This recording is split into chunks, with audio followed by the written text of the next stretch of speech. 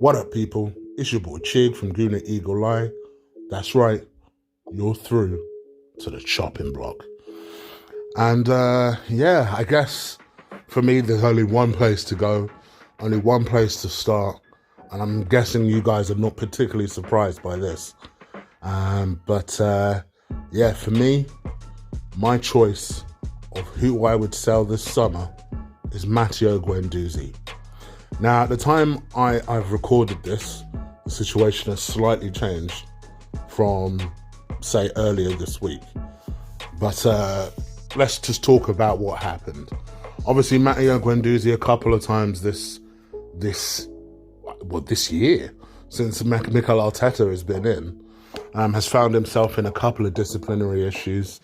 One was supposedly after the fact that, he had fallen out with a.f.c. Niles, and then the game against Newcastle was subsequently dropped, as was a.f.c. Niles, because they had like a physical blow-to-blow fight apparently before it was stopped. And this happened out in Dubai. A lot of people seem to believe that was as a result of what Guendouzi did, but I'm not going to speculate over that. But lots of people side with a.f.c. Niles over the matter.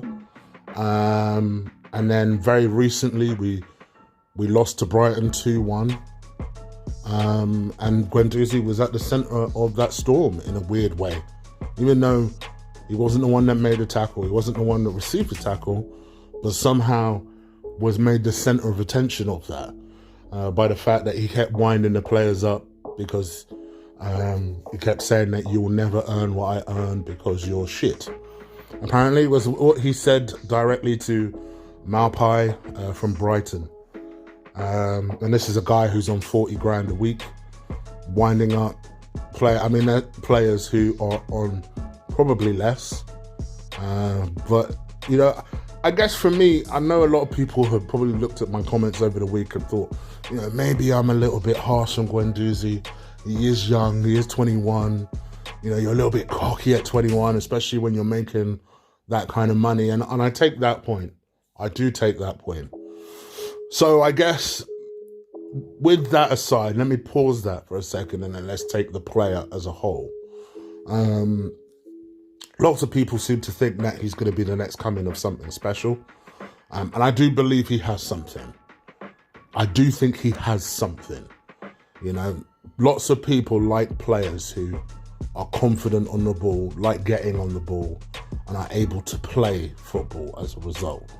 And the one thing I will give Guendouzi is he's never shy about getting on the ball. He'll run all day for you, and he'll try and make something happen for you if he can.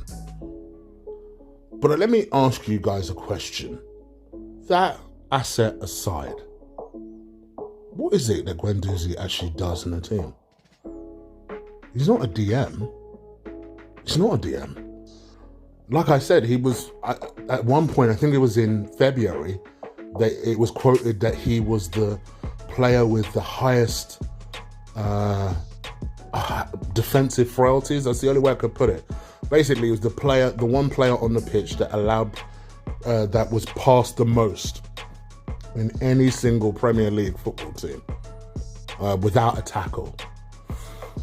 So we know defensively he doesn't have it. From a playmaker point of view, does he start that many moves? I don't think so. From a number 10 point of view, does he have that many assets? I don't think so. Does he have a good shot on him? I don't think so. Does he take free kicks? No. Does he take set pieces? No. Does he score goals? No. Assists? No. So what exactly does he do? Even with Joe Willock, who's another one that I don't particularly think will make it at Arsenal, I can at least see that he gives energy and drives the team on. For me, Joe Willock's best role is as an impact player.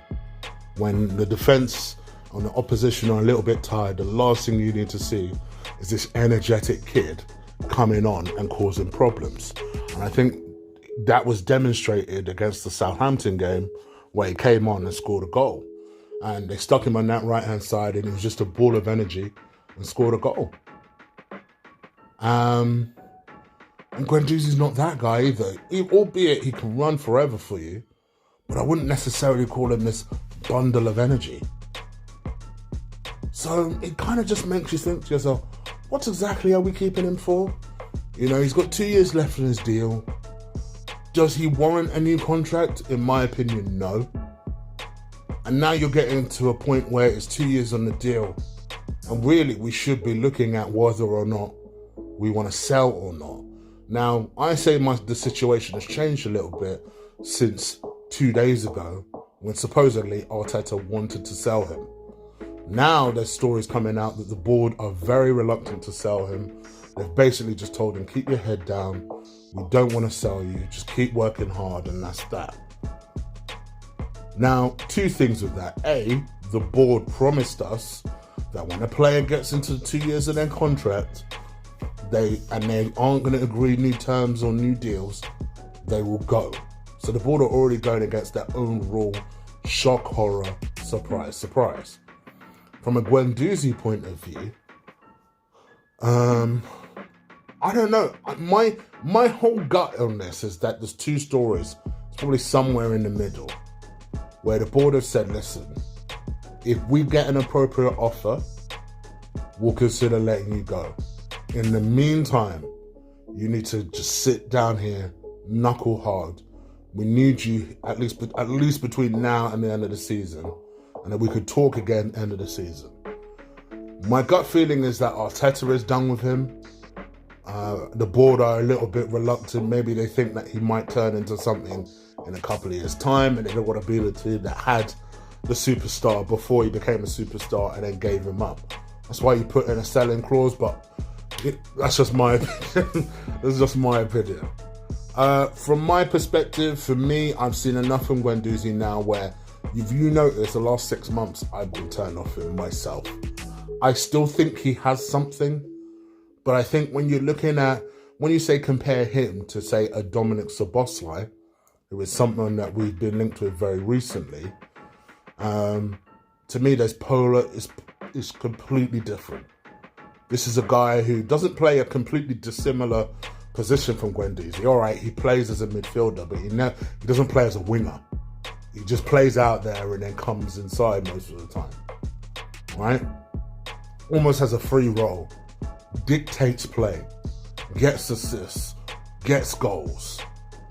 We don't see that from Guendouzi. Willock scores more goals than Guendouzi. And Guendouzi is 2 years older than Dominic Szoboszlai.